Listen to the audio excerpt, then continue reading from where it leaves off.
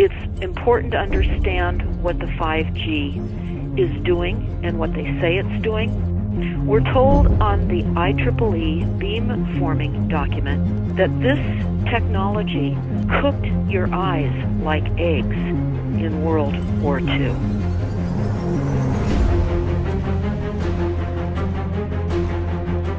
And you all need to understand these are military weapons. These are assault frequencies. If you garner nothing more than that, that's what you need to know. It's microwave radiation warfare, is what this is.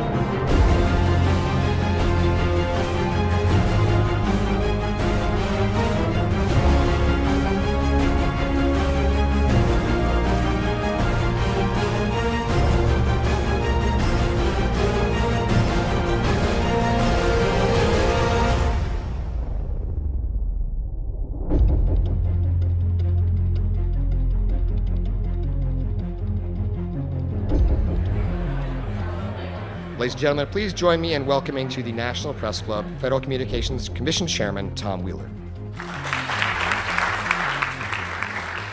It's an honor to be here at the National Press Club.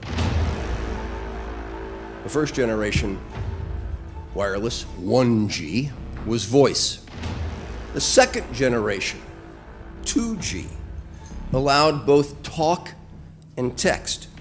The third generation, 3G, the internet, in a limited way.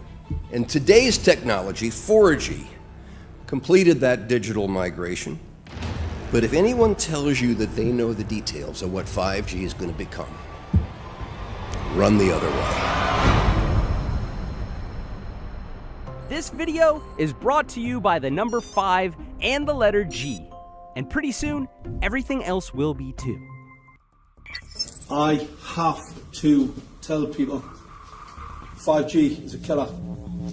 I'm Mark Steele. Anybody who hasn't heard me, I'm a weapons systems head-up display expert. I'm one of the leading experts in the world. I've actually broke cover in relation to this, and the reason I became an expert was because I invented them. What I'm going to say to you today, do not believe a single word I say. Not one. I want you to do your own research. You'll find it's absolutely terrifying. You got your body card? Aye. Oh, good lad. Right, because I can talk to that. This 5G roll-up is a weapon system. I've got a letter in with central government because I know about weapon systems more than anything other. In Britain, in a place in the north of England called Gateshead, a scientist there called Mark Steele has been very publicly and actively warning people about the effects of LED streetlights, which he says in Gateshead are emitting now 5G. Right, what's the crack? Hey, lads. I'm just having a word with these Gateshead council workers about replacing these transmitters on these lights that are causing harm and assaulting the community. This is an existential threat to the economy, to the environment and humanity. Well, if these transmitters are everywhere, then everyone's at risk, surely.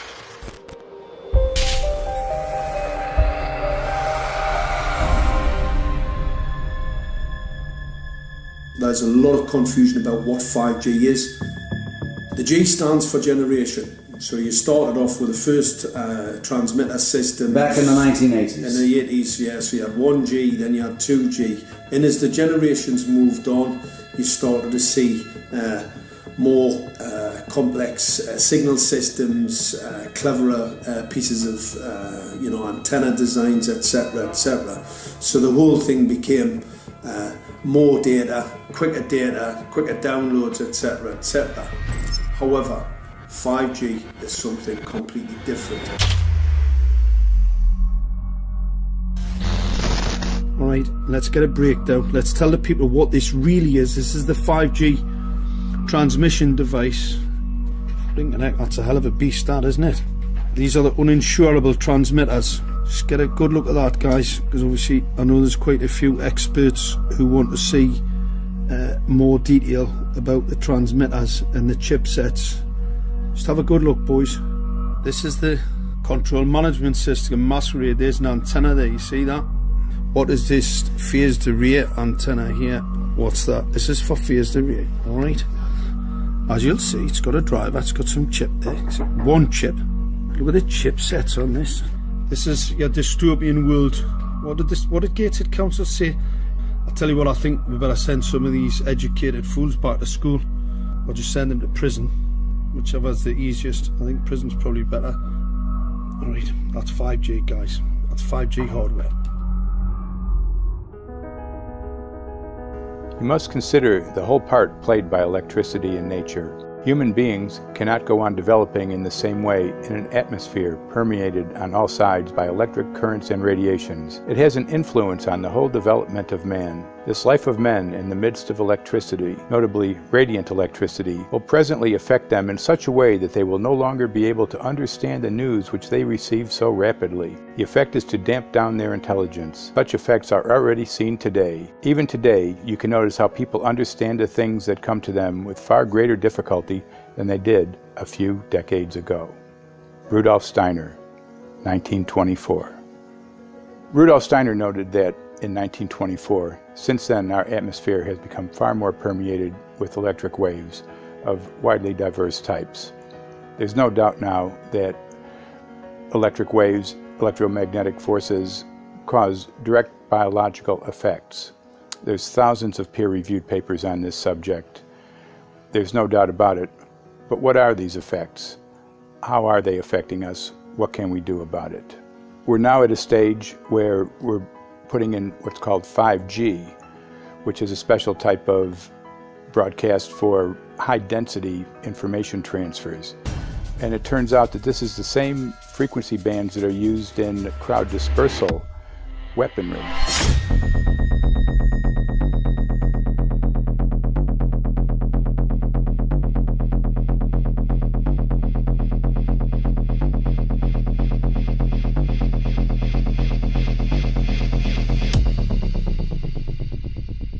5G, first and foremost, is densification.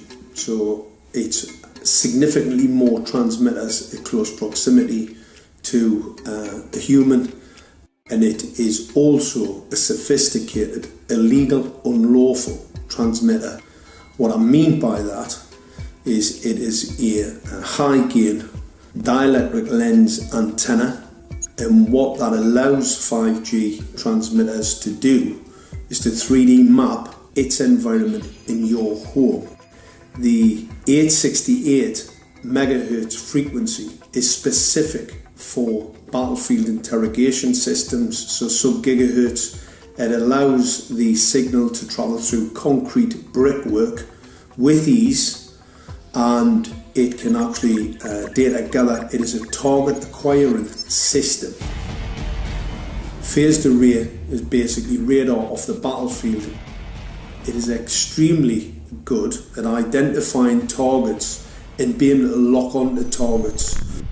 And not only that, it can specifically target you as an individual.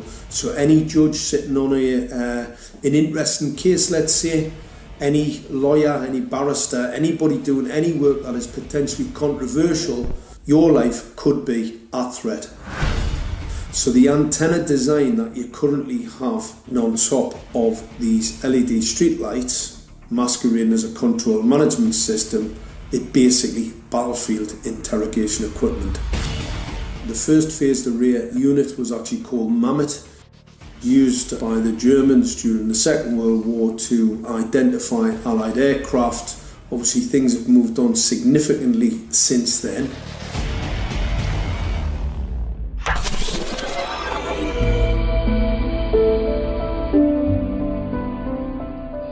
Well, I joined the Royal Navy in 1960, and I specialised in microwave warfare.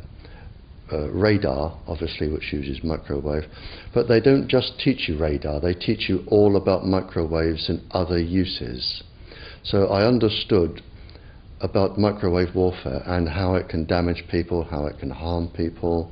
Microwaves then were used as weapons, as they are today.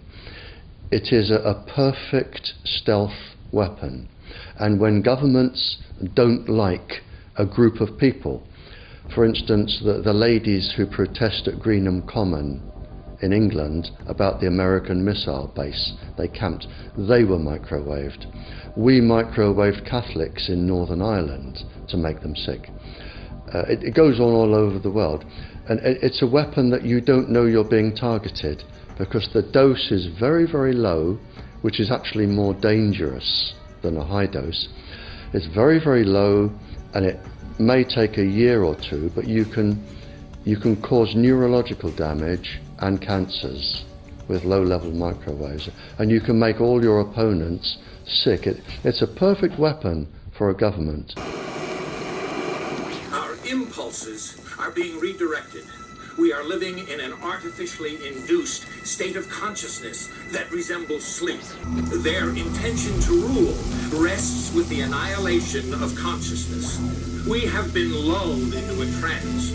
They have made us indifferent to ourselves, to others.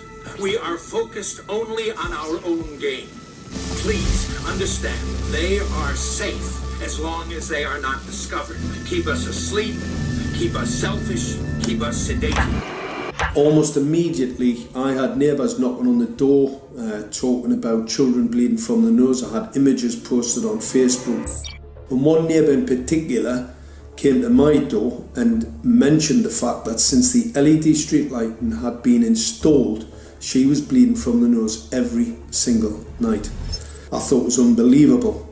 However, I spoke to another neighbour who lived not far from the first lady who mentioned this, and she also confirmed that since the LED street lighting had been installed, she also had started to develop nosebleeds and had never had nosebleeds before in her life. That then put me on a journey to investigate. I measured microwave radiation levels from the transmitters on top of the LED streetlights. The basic 868 megahertz, it was significantly higher than the current Council of Europe 1815 resolution, which is a maximum of 600 millivolts. I've measured up to over 3,000 millivolts. 5 to 6 times higher than the guidelines. Significantly higher than the current Council of Europe 1815 resolution, which states that 200 millivolts should be the maximum. The Bioinitiative report states that it should be significantly less than that. So we've got the Council of Europe.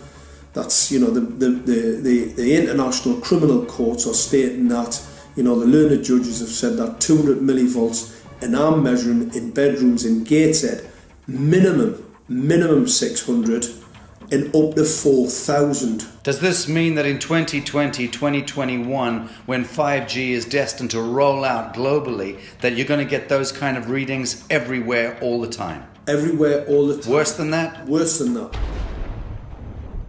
Yes, 5G will connect the Internet of everything. If something can be connected, it will be connected in a 5G world. Hundreds of billions of microchips connected in products from pill bottles to plant waterers, requiring massive deployment of small cells. We won't wait for the standards. Now, to make this work, the 5G build-out is going to be very infrastructure intensive. We must reject the notion that the 5G future will be the sole provenance of urban areas. The 5G revolution will touch all corners, and that's damn important. The interconnected world of the future will be the result of decisions we must make today.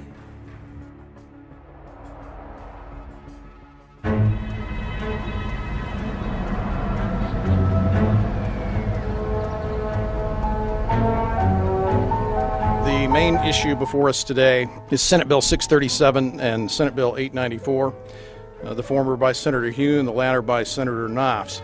We're going to invite the first four witnesses in support of the legislation, and that would be John Jones with Sprint, David Lewis and Andy Emerson with AT&T, Neil Krevda with Verizon, and Frank Iacovetti Jr. with T-Mobile.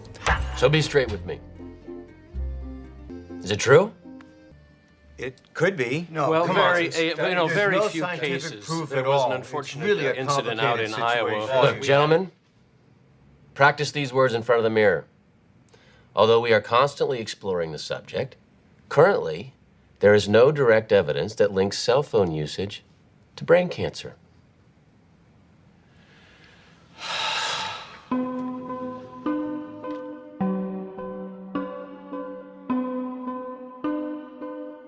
I'm Sharon Goldberg. I'm an internal medicine physician. I've practiced medicine for 21 years, and my background is mostly academic, internal medicine, hospital-based, clinical research, and medical education. I'm a certified Microsoft small business specialist. I've worked on space station designing the cabling system for the airlock module, where I was responsible for EMI, EMC analysis, which is electromagnetic interference, electromagnetic compatibility. I am a professor in the Department of Epidemiology, Biostatistics, and Occupational Health, and I teach there both toxicology and health effects of electromagnetic radiation. My name is Daphne Tachover, and I'm the founder of an organization called We Are the Evidence. We are an organization that represents the many adults and unfortunately many children who have become very sick from wireless technology radiation. There seems to be a couple false Easter eggs being put out there right now. I want to make sure we dispel that right off the gate. The effects of wireless on health scientifically are very, very clear. So it's always pushed back to the definition of an acceptable level of radiation. And that's what this is, by the way. This is about radiation. Wireless radiation has biological effects, period. My name is Dr. Angie Kolbeck. I've been reviewing the studies showing the impacts of wireless radiation on our health, and there are now thousands of studies showing the following adverse health impacts to wireless radiation: cancer, oxidative damage, DNA damage, DNA failure. Things like memory, dizziness, anxiety, brain fog. Headaches, nosebleeds, cognitive problem, exhaustion. We have evidence of DNA damage, cardiomyopathy, which is the precursor of congestive heart failure. Short and long-term memory loss, decreased attention spans, lower reaction times, even involuntary contractions of muscles causing misalignments of spines and jaws. Breast cancer. We suddenly have breast cancer in women who have no DNA predisposition. Disrupted immune function and change in stress proteins, reproductive and fertility effects. There are dozens and dozens of studies that show beyond any doubt what this radiation is doing to our sperm. Now, if you take the cell phone out of your pocket, the sperm will recuperate within 3 to 4 months. What would not recuperate would be the damage to the DNA of the sperm. That is irreparable. The wife of the ex-governor of Indiana was diagnosed with glioblastoma. Same brain tumor Ted Kennedy had and John McCain had. Did you look at John McCain's scar? This is a cell phone brain tumor. LeBron James, one of our sports people, had a salivary gland tumor. That is another cell phone tumor. You didn't hear about it because immediately after that was discovered, he was paid by Samsung to become their spokesperson. We are seeing increases in brain tumors. We're seeing increases in Alzheimer's. We're seeing increases in all of the neurotransmitter diseases, ALS, Lou Gehrig's disease, Parkinson's. These are all disease systems that are known to be associated with low-level energy exposures. We talk about 24/7, around-the-clock exposure, wherever you are and your whole body. You never get away from it. And it seems from our studies that maybe your immune system can cope with for a time, but it will deteriorate. Then the irradiation will definitely damage cells at a deeper level, and the question is what will then happen? These are out of peer-reviewed papers, so these are not just hypochondriacs thinking that they're doing it.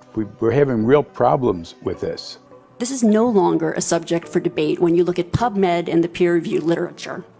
These effects are seen in all life forms: plants, animals, insects, microbes. So 5G is not a conversation about whether or not these biological effects exist. They clearly do.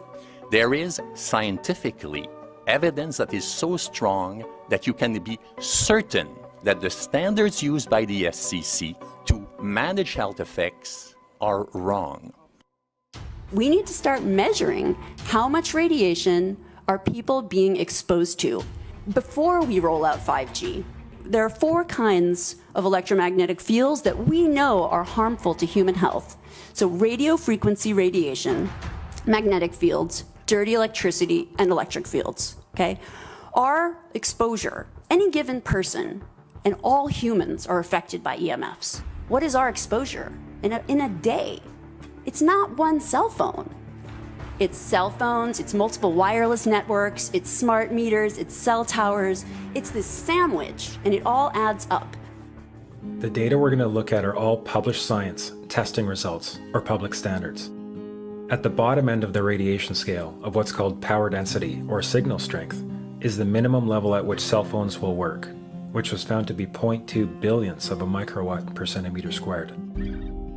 Pine needles were found to age prematurely at 0.000027. At short-term exposures of 0.05, children aged 8 to 17 experienced headache, irritation, concentration difficulties, and behavioral problems. 0.1 is the biobiology or building biology guideline for extreme concern. 1.0 produced sperm DNA fragmentation and a decrease in sperm viability in vitro. Also at 1.0, the science shows the following bodily effects can occur: headaches, dizziness, fatigue, insomnia, chest pain, difficulty breathing, and indigestion. 2.5 saw altered calcium metabolism in heart muscle cells. 4.0, changes in the hippocampus affecting brain memory and learning. And at 6.0, DNA damage in cells. So, where are smart meters on this list? Electrical Power Institute in December 2010 measured a single Itron smart meter with pulses up to 7.93 microwatts per centimeter squared. Our own testing indicated approximately 8.0 with 1 meter.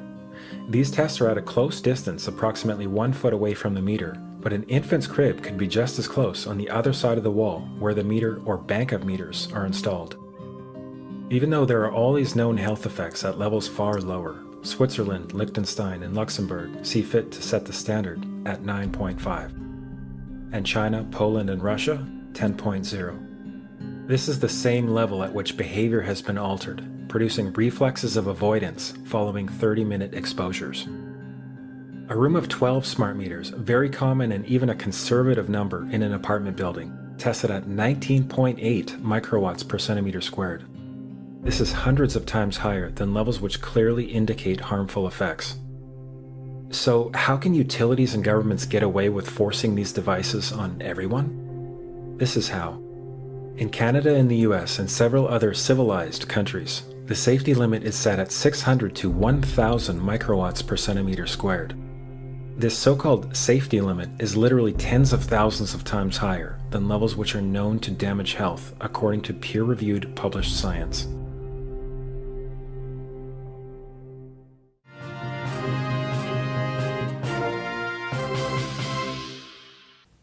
Faster, better, more reliable internet. That's the promise of 5G technology, but there is also the peril. Health hazards associated with radio frequency that is higher also and requires more transmitters and antennas. And the stark, simple fact is the health hazards are unknown and unstudied. And that is a sign of neglect and disregard on the part of the Federal Communications Commission that seems unacceptable. There have been no answers so far. The FCC basically has said everything's fine, but in order to reach a conclusion about the health and safety of this new technology, we need facts. Mr. Chairman, thank you for having this hearing. 5G, as you well know, also uses higher frequency waves that don't travel as far and will rely on a network of hundreds of thousands, potentially millions of small cell sites. And the question then is, are there any health implications, any public safety implications to those additional sites that are likely to be located close to homes, schools, workplaces, and closer to the ground, correct? Correct, Senator. Yes. So my question for you, particularly Mr. Gillen and Mr. Perry, how much money has the industry committed to supporting additional independent research? I stress independent research. Is that independent research ongoing? Has any been completed? Where can consumers look for it? And we're talking about research on the biological effects of this new technology. Thank you, Senator. I think, thank you for your focus on the issue. Safety is paramount, and as you alluded to, we rely on the expert agencies, we rely on the findings of the FDA and others as to the requirements to keep all of us safe. There are no industry-backed studies, to my knowledge right now. Happy to visit with you as to what opportunities you think there needs to be more studies, and we're always for more science. We also rely on what the scientists tell us. So essentially, the answer to my question, how much money? Zero. I can certainly follow up with you, Senator. To my knowledge, there's no active studies being backed by industry today. Anybody else know of industry commitments to back research, fund it, support it, to ascertain scientifically the health effect? No, I'm not aware of any. So there really is no research ongoing. We're kind of flying blind here, so far as health and safety is concerned. Thank you, Mr. Chairman.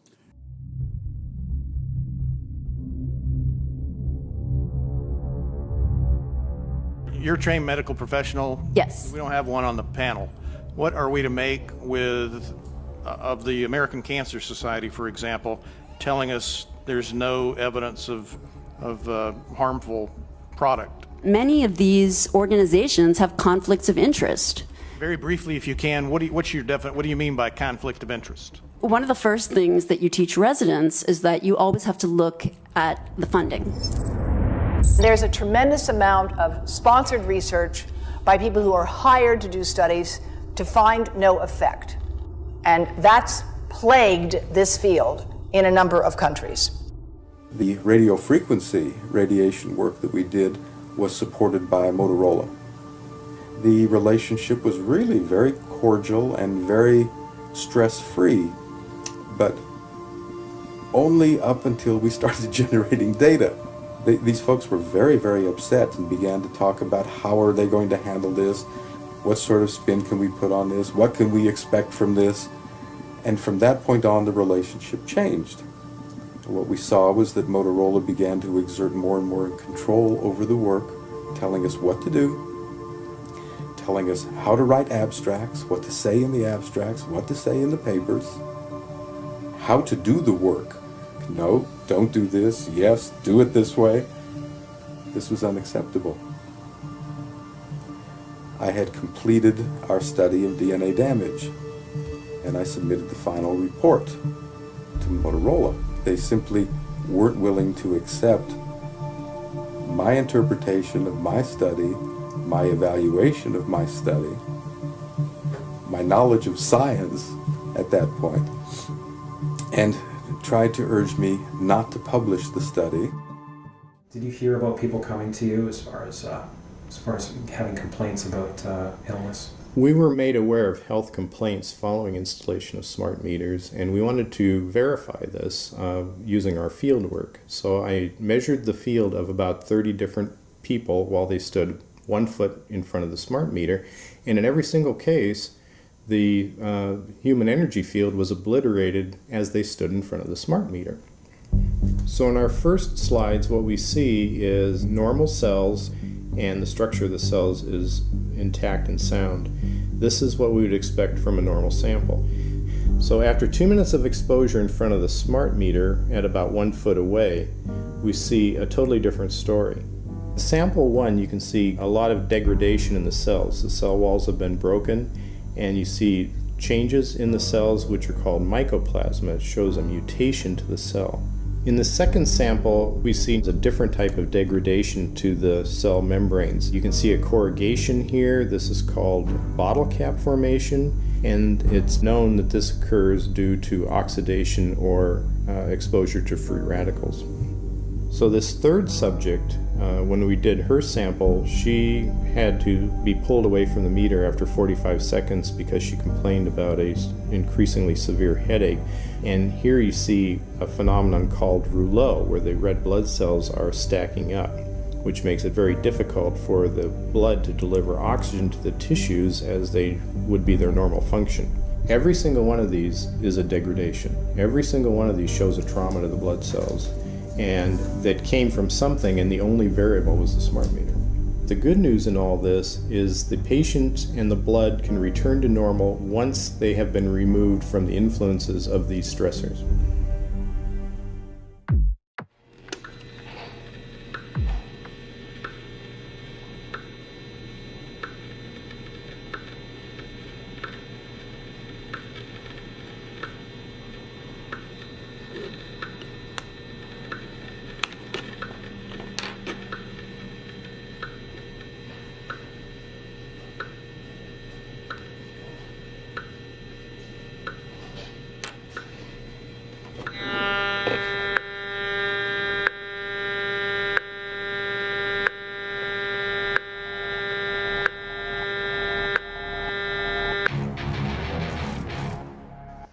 Some of the effects that we can look at, well, one thing is just our regular Wi-Fi, 2.4 gigahertz.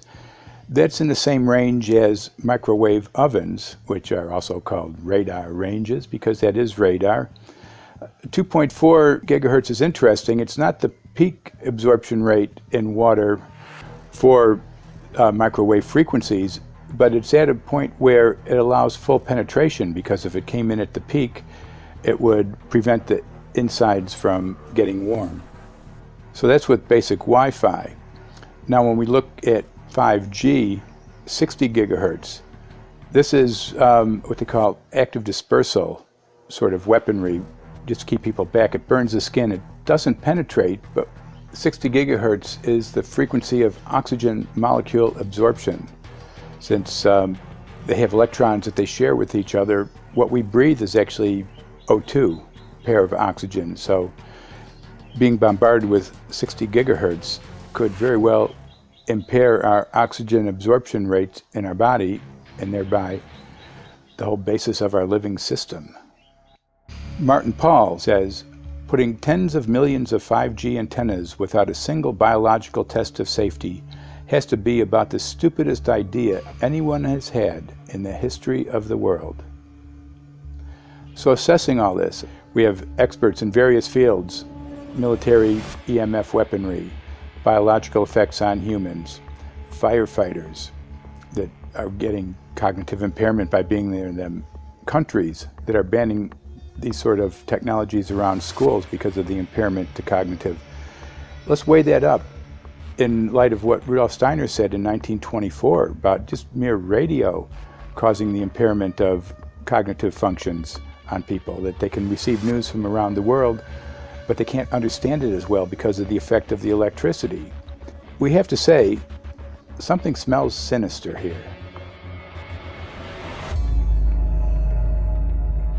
With the 5th generation, it's actually a whole new ballgame. It's not using the same technology. They're switching to military-grade millimeter wave technology. And when you look at this technology, I mean, if you go and look at DARPA reports, come and look at some of the patents that the United States military has put out on what they can do with psychological weapons, all sorts of things, crowd control, active denial, anything you can think of, this is what they can do with 5G. So any type of military application you can think of which has an electromagnetic base, they can do with 5G. And they're putting this out blanket across the population. Ladies and gentlemen, the President of the United States. Good evening, my fellow Americans. In the councils of government, we must guard against the acquisition of unwarranted influence, whether sought or unsought, by the military-industrial complex. The potential for the disastrous rise of misplaced power exists and will persist. We must never let the weight of this combination endanger our liberties or democratic processes.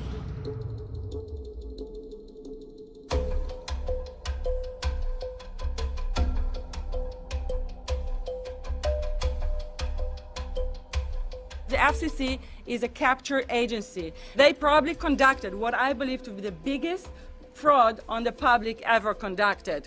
The FCC has been described by Harvard University's Center for Ethics writer Norman Alster as the most captured agency in D.C., acting more as an industry cheerleader than a regulator. This is especially true today with 5G, where there are serious safety concerns and potentially misleading information coming from the FCC. For example, the previous chairman of the FCC is Tom Wheeler. He was the head of the Wireless Lobby Association for 14 years. Now remember, Obama told us there would be no lobbyists in his administration, so he took the biggest lobby and put him as a head of the FCC. And that's damn important.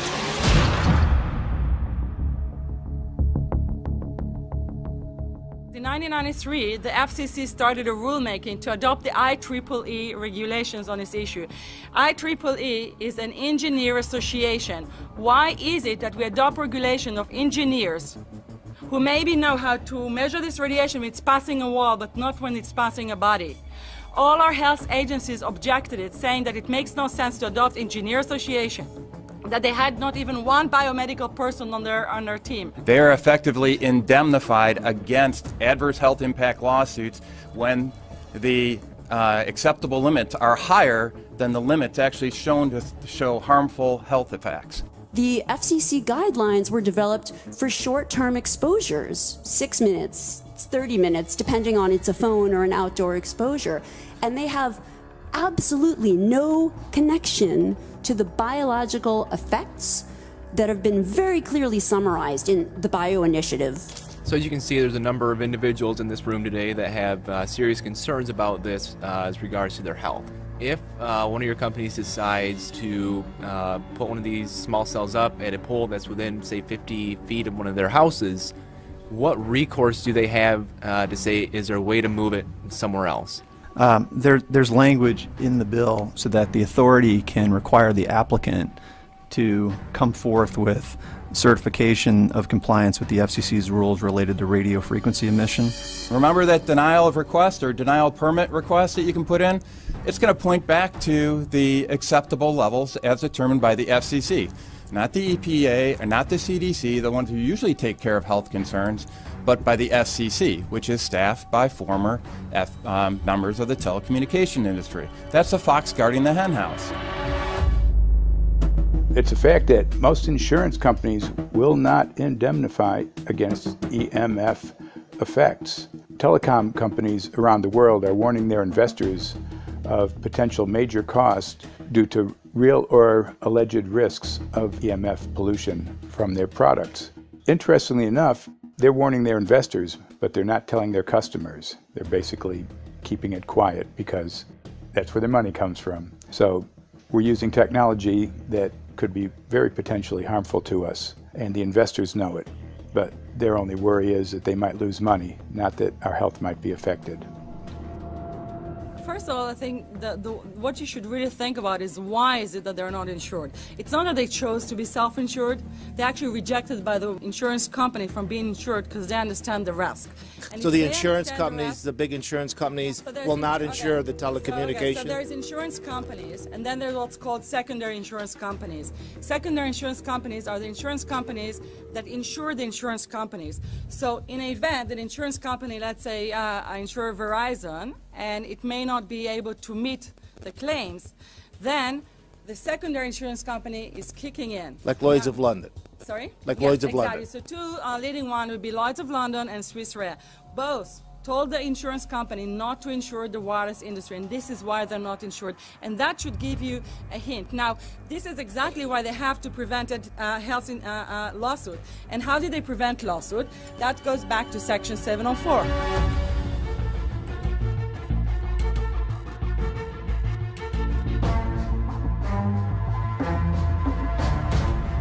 Section 704 was passed in 1996. This is how our rights in regards to health were taken away by the wireless industry.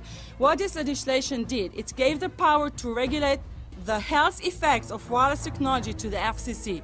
FCC is a spectrum auctioning agency. It's not a health agency. They don't even have one biomedical person on their team. And then the other thing that Section 704 did, It actually took the power from the state to regulate location of cell towers based on health. And what does it mean? It means that if they want to put a cell tower in front of your home, you cannot go to your city council and say, hey, stop, I don't want it. I just heard in a lecture that there are 10,000 studies proving that it's harmful. I don't want it. My child is sick. They will tell you, stop. You're not allowed to mention this in the city council because Section 704 says that if you will, and if the application will be rejected, the city will be sued, can be sued by the wireless industry.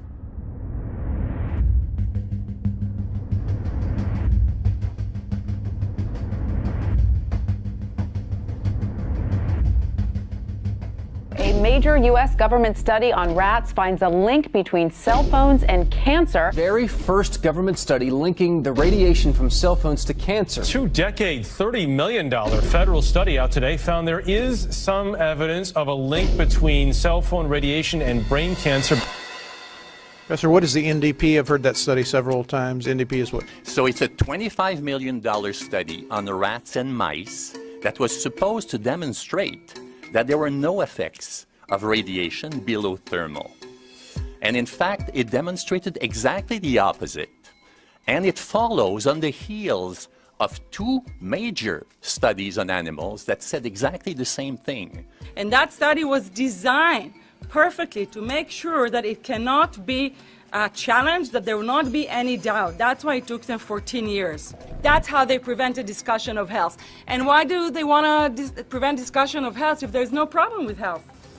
Simply put, FCC is completely unprepared, unable, and possibly unwilling to oversee 5G for safety, even as it barrels toward us. They are falling back on tired definitions and panaceas long since disproven by science. To make matters worse, recent FCC rulings and numerous industry-friendly bills passed at state and federal levels between 2016 and 2018 removed the last vestiges of local and state review over infrastructure siting, just when we need it the most. When those first studies were performed years and years ago, nobody knew about the importance of the microbiome, the role of the microbiome and the immune system, and even less the role of the microbiota inside our brains, that is, the microbes that are normally resident inside our brains, whose influence on brain function is nothing but immense. And you may think, well, who cares about the microbes? The less microbes we have, the better it is. Well, we know by now that this is not absolutely the case, because microbes are truly essential for the development and function of all our organs and systems. Our immune system is based on the microbes we have in our gut. And our brain also has microbes that influence its function. In tests, it's been found things like mold. If you grow mold inside a Faraday cage, it'll grow one way, and then even if the electromagnetic fields are around, take the Faraday cage away and some sort of 600 biotoxins are developed within the mold because of the effects of the EMFs upon it. Electromagnetic fields, even of weak quality, have an effect upon our microbiome, which is really essential to our whole being. This is going to eviscerate microbial DNA inside human beings, which is our effective operating system, number one. So it may not impact human DNA in laboratory experiments right now, and they're saying it doesn't impact human DNA. But given that human DNA is less than 1% of the cellular DNA in the human body, the rest of the cellular DNA is microbial, and we know that this will eviscerate microbial DNA. So we're talking about a takedown of the operating system of human beings. Exactly. I couldn't have put it better myself.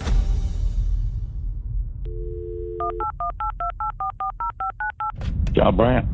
Good morning, Mr. Brandt. Wow, this is Amanda from Virginia Hi, how are Beach. you? Hi, I've been trying to get a hold of you for months now. You guys are covering up chemtrails. No, we are not covering it. We have no reason to cover up chemtrails. Of course, you have every reason to cover it up. Every reason. It's called What losing your reasons job. would that be? Oh, well, you personally, you would lose your job if you were to reveal anything to me, and it's probably unsafe for you to even be speaking about this, No, considering it's not the types of individuals you work for. It's not unsafe.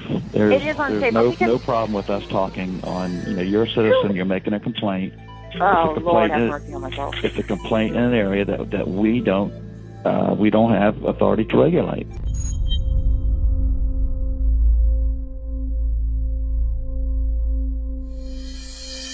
So the connection between chemtrails and 5G. It's all interconnected. The metallized particulates that would allow the 5G phased array, so basically the radar, it would allow it to be able to identify you, so it can watch you, it can identify you in your own home 24 hours a day, 7 days a week. For the last X amount of years, we've been through chemtrailing, and that is now the cat is out of the box. We've had these nanoparticulates raining down on humanity for years now, impregnating our bodies, by best accounts staying inside our bodies. Those nanoparticulates, what you're saying, are building up a kind of a phosphorescence glow capability so that we can be flagged up in our homes, behind concrete and steel, inside bunkers, in the basement, doesn't matter where you are. The 5G will be able to now triangulate, map and read you, because you as a living being are impregnated with these nanoparticulates, which are acting as a kind of transmission and reception technology. It's exactly, absolutely exactly.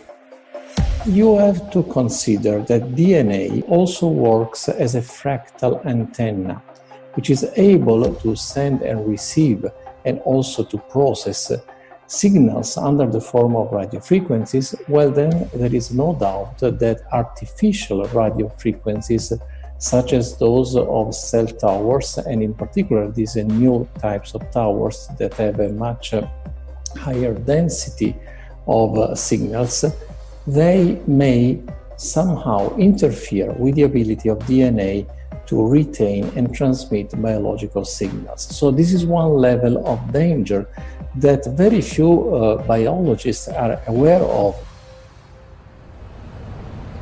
How much effort was put forward to address this, what most of these people are, or many of these people are here for, which are the health concerns?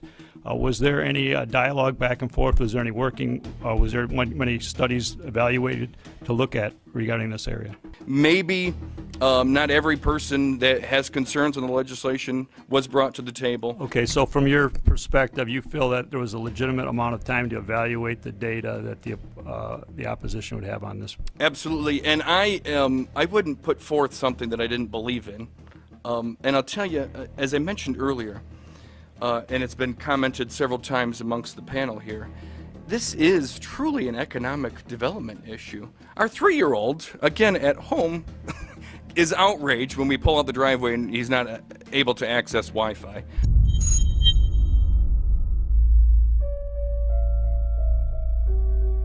I think anyone who puts Wi-Fi into a school should be locked up for the rest of their life. I really do. I think they're not fit to walk on the surface of this planet because they haven't looked at the research, and whatever incentive they have, it is not worth the genetic problems that parents are going to face with their children when they're born. France has banned Wi-Fi in nursery schools and put warnings out for regular schools because they're finding there's impaired learning capacity in children when they're around Wi-Fi. And they have to put up warning signs where they put Wi-Fi transmitters. When I got sick and I learned that they're putting Wi-Fi in the schools in Israel, I was very sick at the time, but I could not tolerate the thought that children in the schools will become as sick as I have. And after a few months of correspondence, I submitted a Supreme Court case in Israel to ban the use of Wi-Fi in the schools and replace them with wired network. The 4 top diseases that kill our children, our young adults right now, are brain tumors, thyroid cancer, testis cancer, rectal cancer, everywhere we put our cell phones. And a lot of our children are sick and they're being misdiagnosed and mistreated because the wireless industry has put billions and billions of dollars in the past 30 years to mislead the public as to the health effects and keep the public uninformed. We are performing an experiment on children. We are exposing children to microwave radiation for 6 hours during every school day. We have had absolutely no studies looking at the long-term effects of this radiation on young people or even on adults. A considerable amount of research shows that developing brains and bodies of children are much more affected than adults. And there are clear indications of a link between increased electromagnetic fields and autism spectrum disorders. We took 10 autistic children and went back to the sleeping location where the mother was when she was pregnant with that child, and compared it with the sleeping location of a mother that gave birth to healthy children. We had 10 mothers in that group, 10 mothers in this group, and in the group of the autistic children, we found that the measurements that we got for the microwave exposure was elevated compared to the group of children that were normal. The fetus is affected. The exposure to man-made electromagnetic fields has become the first factor that could be isolated ever in autism that could predict autism. The fifth generation of wireless technology, or 5G as it's being rolled out worldwide without safety testing. Let me say that again, without safety testing. And how we've got scientists and doctors and environmental organizers saying, stop this. Because in terms of the effects of wireless radiation, the science is in. Wireless radiation can lead to cancerous heart tumors, brain tumors, DNA damage. Wireless radiation is linked to infertility, to autism, Alzheimer's, and more. And guess what? All the effects that I just listed, those are some of the effects that are known according to the technology that's being seen today.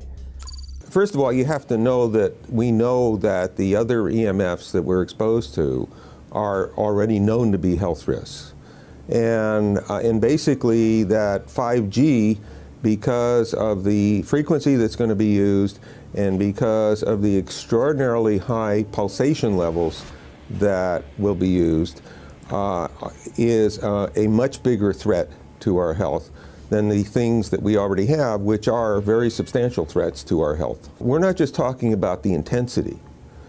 We're talking about the frequency and the very high level of pulsations.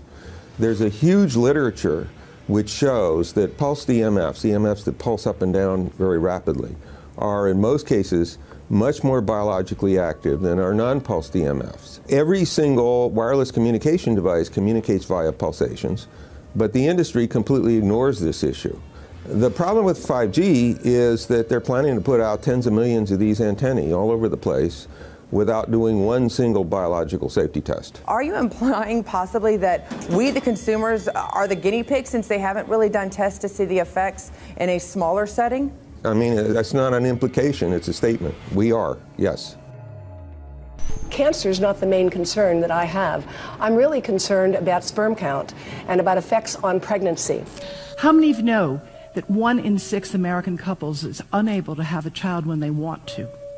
How many of you know that last year the birth rate in this country dropped the most that it ever has in recent history, 3% in a single year? People look at the sperm, and people use cell phones, and the sperm, usually sperm swim, and they swim straight. But if you expose them to radio frequency, mobile phone waves, they swim in circle. Studies have been done here in Australia, taking sperm from healthy men.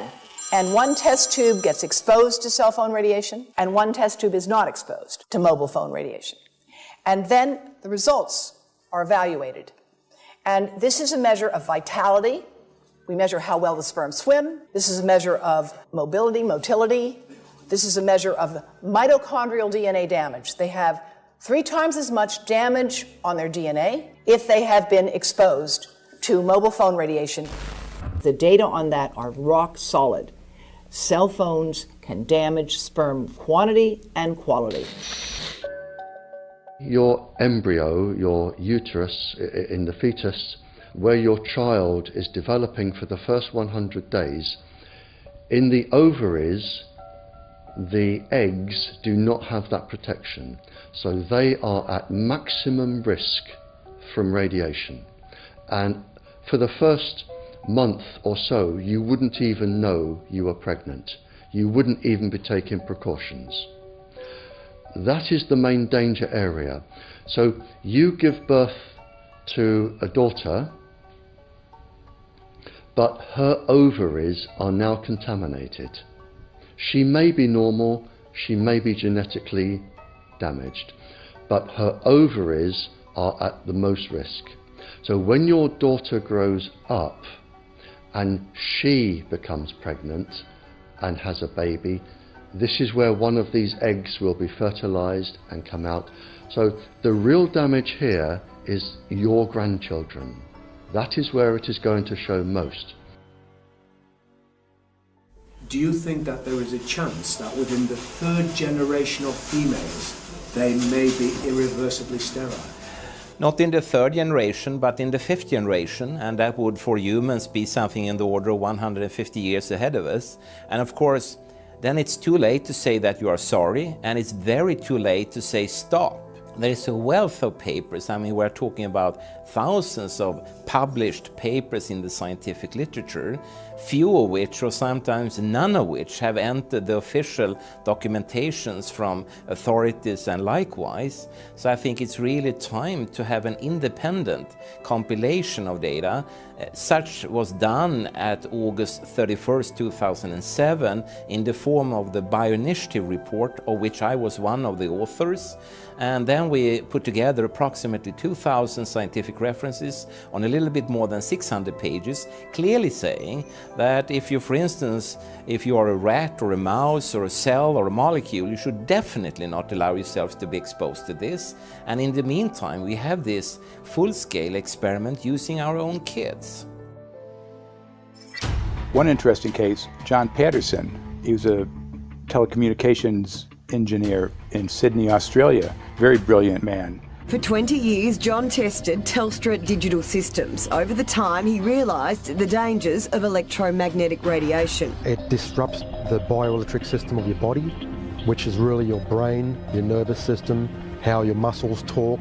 And he tried warning of these effects through different agencies, through his company. Got all the test gear out and measured it and drew up a report, and I was immediately removed from service. Finally, in 2007, he took matters into his own hand. He commandeered a used British Army tank and went and destroyed 6 cell phone towers in Sydney, Australia, because he wanted to stop this. He was trying to make a point. The message was that how dangerous it was. You know, these people were elected by us to manage our infrastructure in a responsible manner. That is the sole purpose of government if it's going to exist at all. And if it doesn't do that, then it has no right. It is invalid. So we need to pull this infrastructure down. We really do. But in order to do that, I mean, we can't just be some violent domestic terrorist. You've got to bring this awareness to the people that these towers are doing them damage. You don't need bandwidth that fast. And they're not doing it so you can download movies quickly. They're doing it so they can track every single thing you do and bring in this social crediting system to control even everything you think. There's a story about a lady called Claire Edwards. She was a United Nations staff member, and she was warning of the potentially catastrophic dangers of 5G technology. I took the issue to the UN Secretary General, Antonio Guterres. He is a physicist and electrical engineer, and lectured on telecommunication signals early in his career, yet asserted to me that he knew nothing about the dangers of 5G. Current public exposure levels are at least 1 quintillion, that's 18 zeros, 1 quintillion times above natural background radiation, according to Professor Olle Johansson of the Karolinska Institute in Sweden. The highly dangerous biological effects of EMFs have been documented by thousands of studies since 1932, indicating that we may be facing a global health catastrophe orders of magnitude worse than those caused by tobacco and cigarettes. 5G is designed to deliver concentrated and focused electromagnetic radiation in excess of 100 times current levels in the same way as do directed energy weapons. There is currently an international appeal signed by 237 EMF scientists from 41 nations, urging the UN and particularly the WHO to exert strong leadership in fostering the development of more protective EMF guidelines, encouraging precautionary measures and educating the public about the considerable health risks, particularly the risks to children and fetal development. Sorry, because we are talking with someone that is a little bit ignorant on these things. We're talking to the Wi-Fi systems. I become worried because I put those devices in my house. I will have to, I mean, I'm a confess my ignorance on this. We will have to, but I'm going to raise this with WHO, which I think is the organization that might be able to deal with it properly, because I must confess I was not aware of that danger.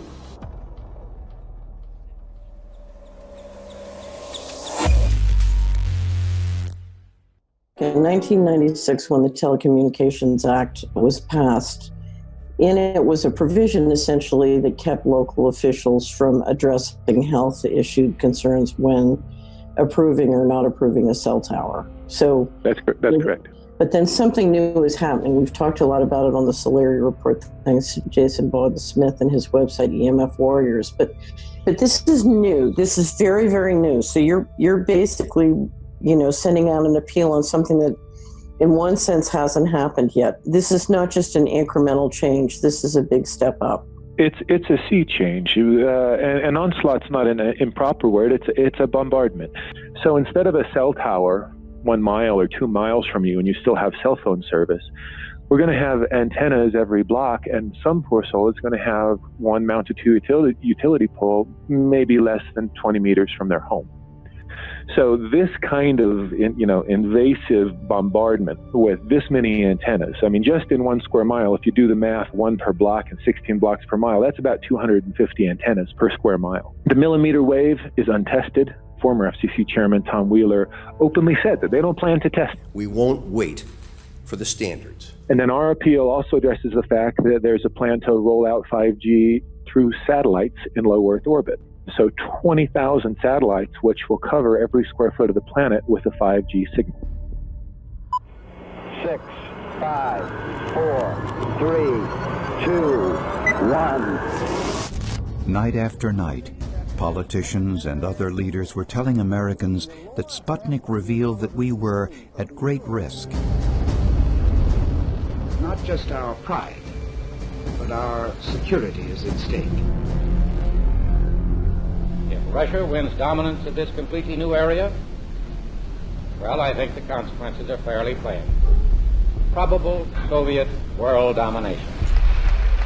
We choose to go to the moon in this decade and do the other things, not because they are easy, but because they are hard. Because that challenge is one that we're willing to accept, one we are unwilling to postpone, and one we intend to win.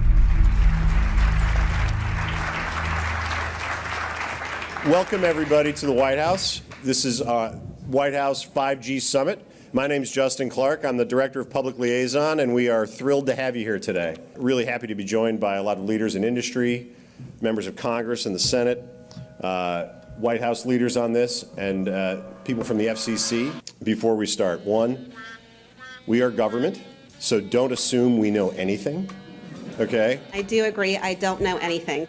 I have become accustomed to giving speeches in my new position on subjects about which I frankly know very little. And we need more cell towers and connections in Connecticut, my home state. It's ridiculous.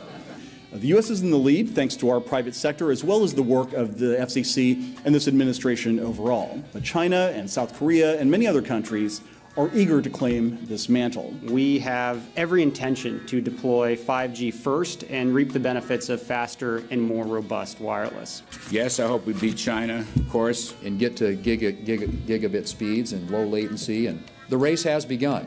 Let there be no mistake.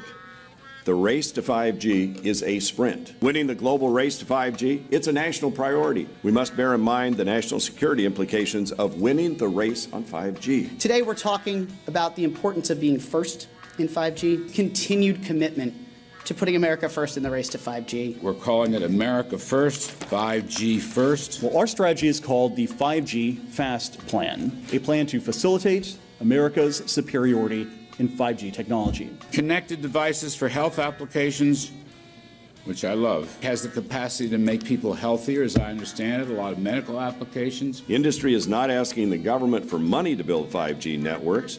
They're asking us to cut the red tape that surrounds infrastructure deployment. We cannot let today's red tape strangle the 5G future. The red tape slows and sometimes stops the building of densified network facilities necessary for 5G. As we continue our efforts to keep government out of the way so that America can continue its leadership for America to win the race to 5G.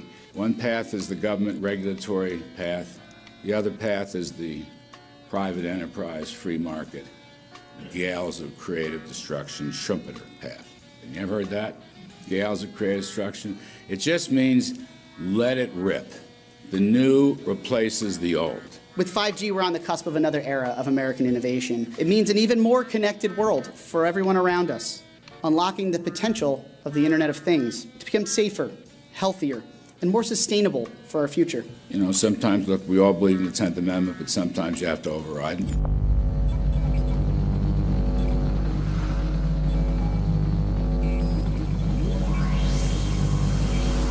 By the way, the 1996 bill permits that kind of override. We're not here to be completely heavy-handed, but sometimes you got to do what you got to do. And some of these states or cities that don't want to cooperate want to shake us down. We can't allow obstacles and barriers to stop this movement. That's all.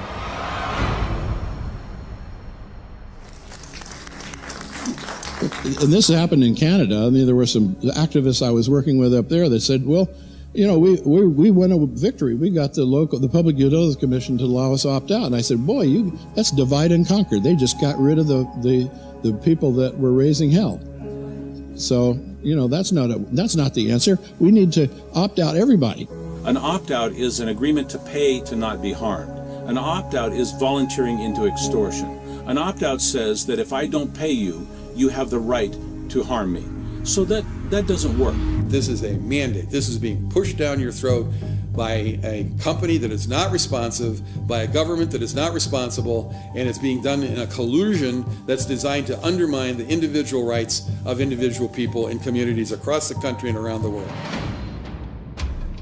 The Minister for the Environment has a duty. His duty is primarily to ensure that there is cleaner, better, healthier environment for people in this country. It's a simple duty. He also has a responsibility in regard to science and innovation to make sure that that happens. What seems to be happening here, in fact one could say undoubtedly happening here, is he's using science and innovation to ensure that our right to life is threatened. There have been no public debates. There is no public discourse. There are no public disclosures as to why, when, how, what is going on in regard to 5G. That by itself is a breach of ministerial responsibility, and one which we really should look at in terms of a private prosecution against the ministers who have failed to protect our right to life. Okay, smart technology, smart meters, smart cars, not that smart, huh? What does smart mean? Anything that has smart attached to it, secret militarised armaments in residential technology. That's where smart came from.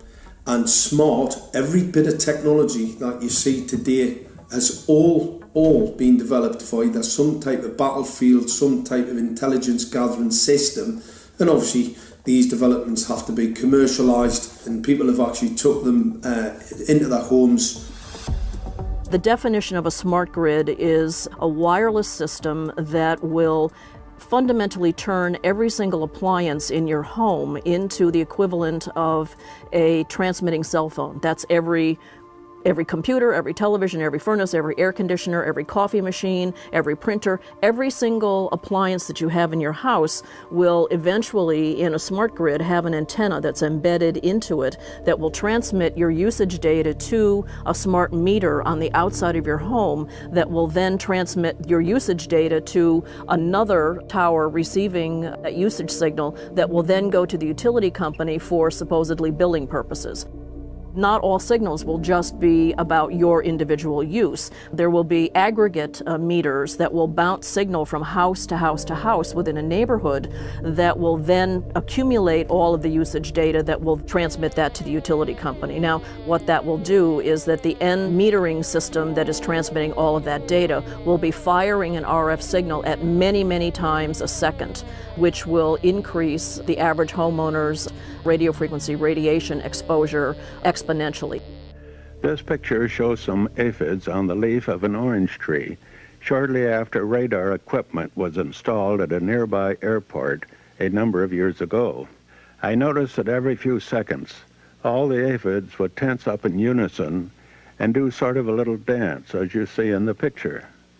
Upon further investigation, I found that the interval of time between the activity of each dance coincided exactly with the rotation of the radar rotor device at the airport, which was a distance of approximately 14 miles.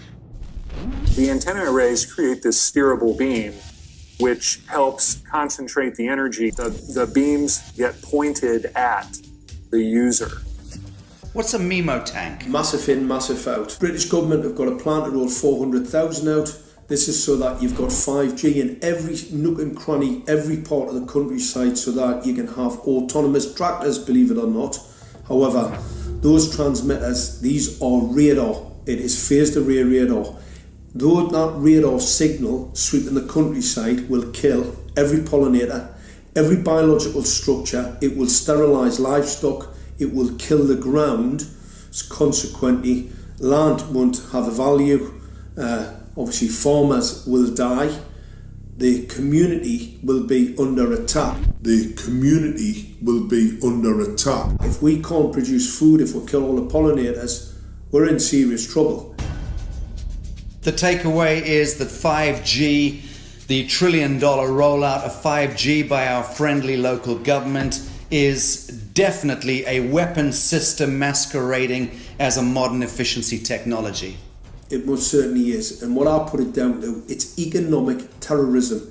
There is no value, nil, in killing off your population, in destroying your ability to grow food, to kill all your pollinators. They may have a nice financial number on a piece of paper, but in reality, dementia, diabetes, all the things that are currently crippling the NHS, a burden on the country, illness, mental health issues, the focus of that cause can be identified and has been identified in the science. The science is proven. The epidemiological data that we're seeing on the street is now substantiating that science. The DNA inside you, the mitochondrial DNA, you can trace unchanged to your mother, her mother, her mother, right the way back to the beginning of the human race in Africa, the Stone Age. It is unchanged, the mitochondria, and that is being unchanged in your children, which means if you damage it, your child could be genetically damaged, then her child, and her child, and her child, forever. You are condemning the future generations of every single child.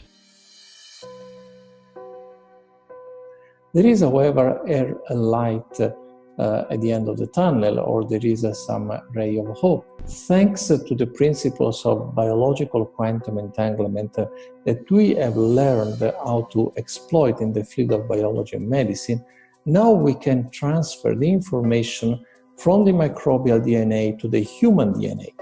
And in so doing, we can train, so to speak, the microbes to withstand whatever extreme condition they are exposed to, including this new technology. And then we can train them to transfer this resilience of theirs to our DNA. So let's say that there are good reasons to be worried about the introduction of these new technologies, but fortunately, since the knowledge in the field of quantum biology, in the field of microbiome medicine is advancing as fast as potentially harmful technology, then we can exploit this knowledge to protect ourselves from any real potential or perceived danger from these new technologies. I've met with molecular and cellular biologists, with blood microscopists, with weapons development experts, frontline activists and researchers, and all the stories I'm hearing from these experts and pundits leads to the same thing. 5G is almost certainly the end game.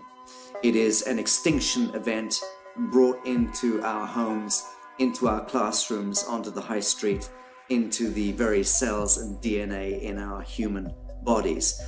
It is such a perilous threat that it is almost impossible to imagine, let alone describe. When the 5G signature goes live, it will tap into a multitude of satellites which are in geosat orbit around the surface of the Earth. Millions of surface antennas will pick up that signaling and will then scatter the signaling into hundreds and hundreds of millions of different micro antenna systems set up on street lamps and even in your home, which you're not aware of incidentally. The LED light bulbs in your home invariably contain the micro or nanotech lens flare capacitors which will receive the 5G signaling, and it will proliferate the 5G signaling everywhere by exploding the signal into billions of photons which will target everything all at the same time. This is stealth technology. This is invisible